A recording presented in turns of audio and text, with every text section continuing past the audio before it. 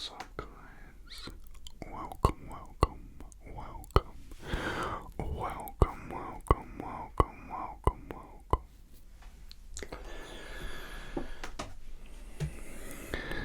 In this video,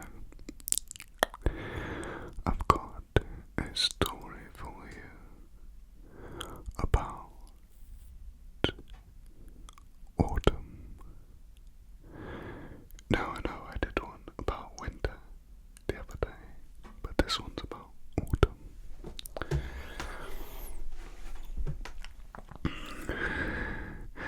And it's about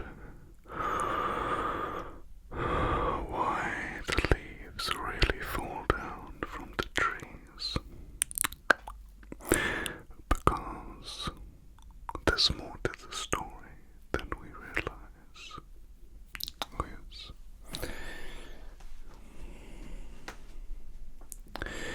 You see, trees aren't what you think they are. Trees are actually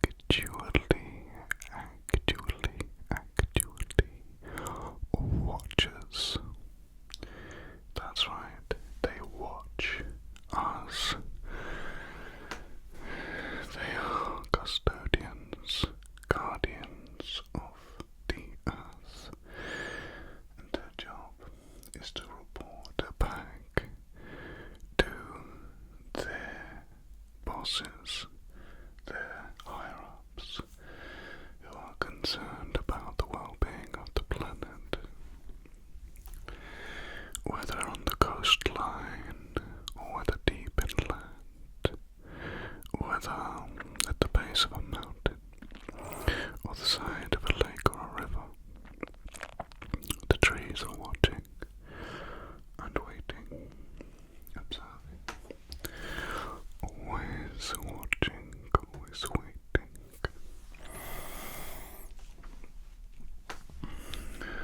Now, what happens is the leaves, they are actually little sensors, and what they do is they detect the magic of the earth.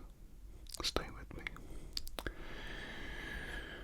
The earth has its own magical generator of magic, and when the earth is well and nature is harmonious, then the magic is good. But when it is polluted by an advanced species, then we have problems.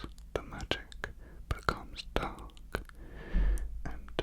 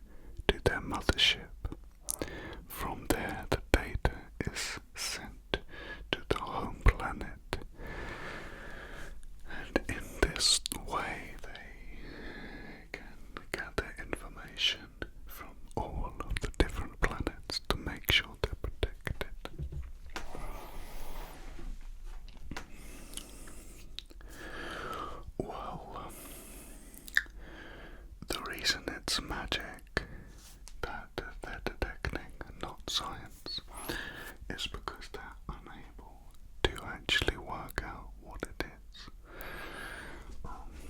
It is believed it could be beyond the universal possibilities of comprehension, thus making it magical, not scientific.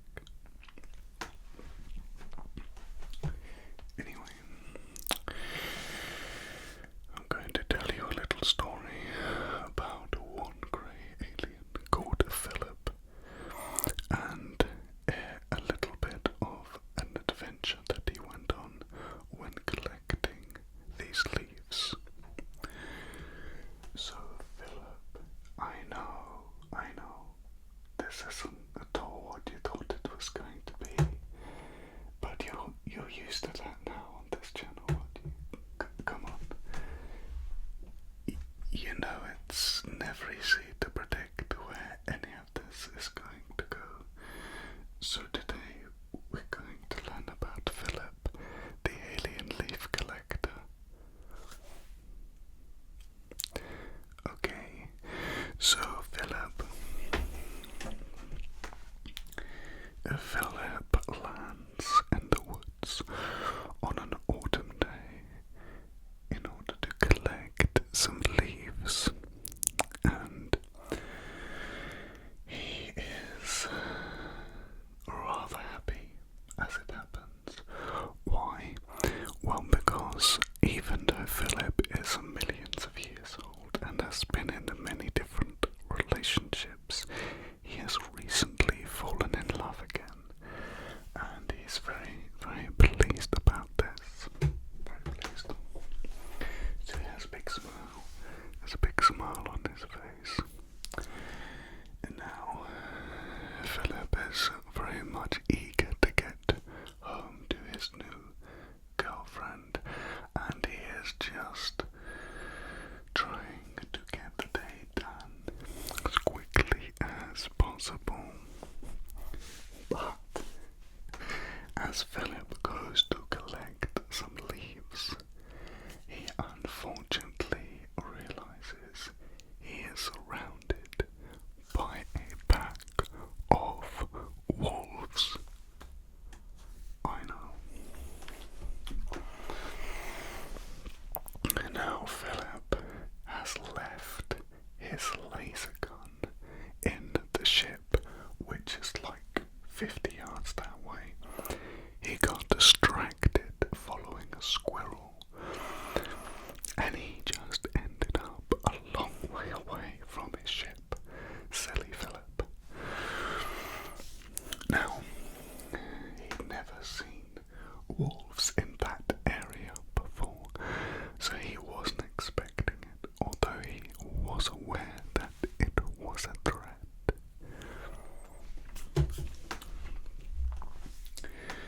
But all hope was not lost. For those of you who don't know, most greys are about 4 foot tall, and they're quite skinny, so they are not prepared for fighting off wolves. But they are very intelligent, and Philip was carrying another tool that he could use. His friend had invented a rather interesting little device, which actually increased the intelligence of a living thing by 2 times or 4 times, or I think 6 and maybe 8.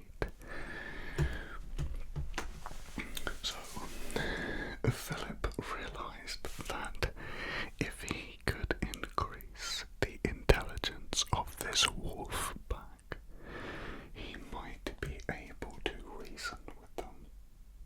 Okay. So he tries twice as much, and the wolves suddenly stop, and they're like stunned.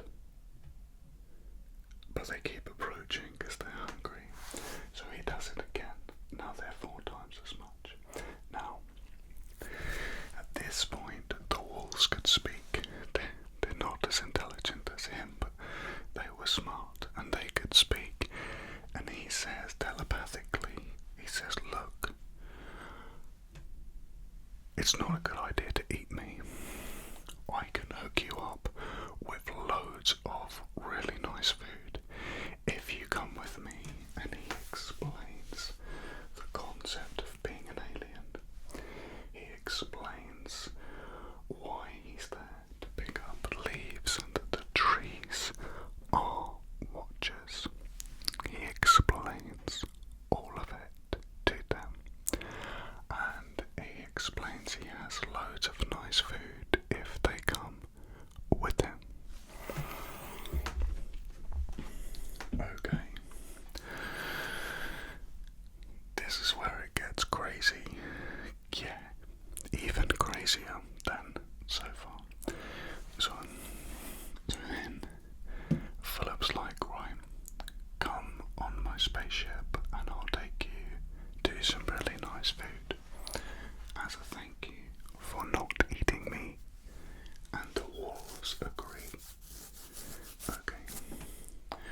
So they get on the ship and they fly out to space, and Philip explains that they're going to the mothership, and he explains what that is as well. Now, Philip is not allowed to use this device. He's not allowed to take anyone else on the ship, especially not wolves. And so he can't go back to the mothership. Right? So he messages a friend and he says to the friend, look, I'm nearby, I'm orbiting Earth. I need you to come and bring some meat so we can feed these wolves that I made intelligent so they wouldn't eat me. Right, explains it. So anyway, the friend's like, okay, I'll sneak out of the mothership and I'll come and bring this meat. Philip's like, oh, what a relief. Anyway, this is where it gets really crazy. Unbeknown to Philip, there had been a couple of spiders embedded on the wolf's fur that was still there, and they had also become 4 times as intelligent. Or at least that's what should have happened. But you see, this device works on size, and he had set it to the size of the wolf. But for a spider, it was magnified immensely. So these spiders are now highly intelligent as Philip, and they leave the wolf's fur and they start climbing around the spaceship, and they decide that they want to take over the whole thing, and so they go into the vents and they go behind the computer and they rewire it. So now Philip has lost control of the ship, and he has a pack of semi-intelligent, highly hungry and dangerous wolves on board. Not a good day for Philip. So Philip's freaking out, trying to work out what's happened, and his friend arrives and links the ships together and they dock. Okay, so his friend comes on with the meat and he presents the meat, and the wolves eat the meat and they're happy, they're not hungry anymore, they're fine. Philip pulls his friend to the side and says, listen, I have no idea what's happened,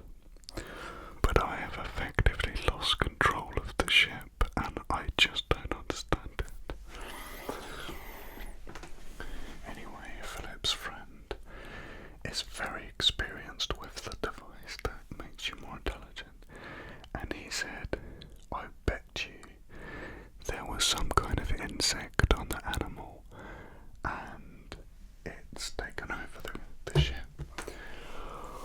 Because it happened to me. So now they're like, okay, this is crazy, like how do we deal with this?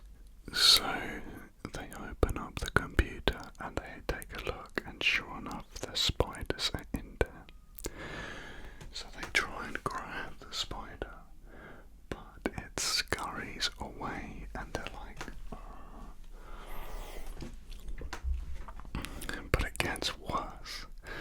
So the spiders basically find an enlarging device, and they make themselves as big as like 6 feet.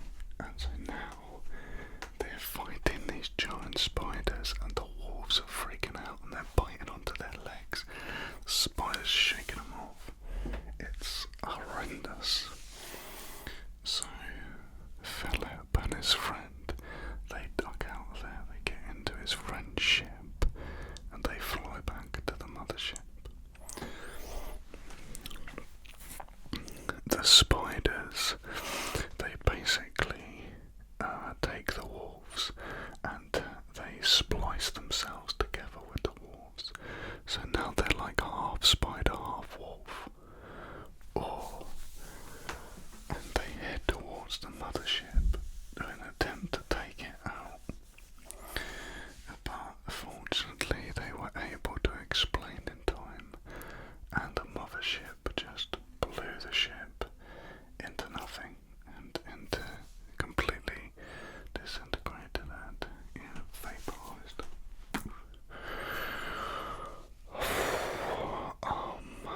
Now fortunately Philip had a pocket full of leaves left, so he hadn't failed the mission, but he had lost the ship, and he got in a bit of trouble for that. But he was alright because his new girlfriend made him feel better, and he had a nice cuddle with her, and he just lay there, and she was like, so how was your day? And he was like, oh, you won't believe me if I told you.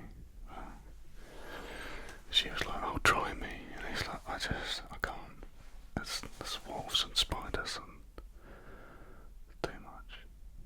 So, that was a little story for you about autumn, and you're probably very confused now.